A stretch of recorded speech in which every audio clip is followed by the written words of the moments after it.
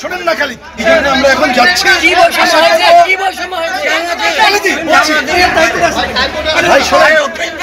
হবে না, শোনেন না খালি 2 মিনিট 1 মিনিট সেকেন্ড।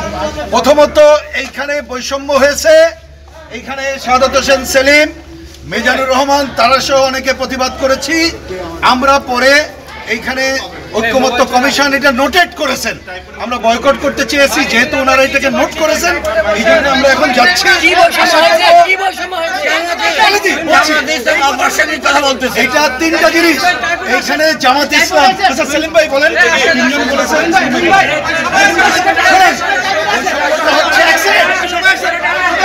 আস্তে আস্তে বৈষম্য হচ্ছে জামাত ইসলামের 3 জন বলেছে, আমাদের একজন বলতে গেলেও বাধাগ্রস্ত করেছে, তারা অনেক কথা বললেও বাধাগ্রস্ত করা হয় নাই।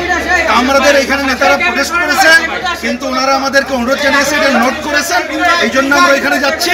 আমাদের এই প্রোটেস্ট যেহেতু নোট করেছেন এই জন্য পরে বলবো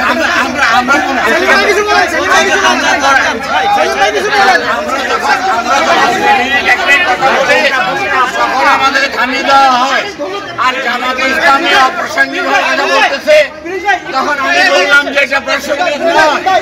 তখন তুমি বললো যে আপনি কতজন লোককে রিপ্রেজেন্ট করেন আর আমরা কতজন লোককে রিপ্রেজেন্ট করি।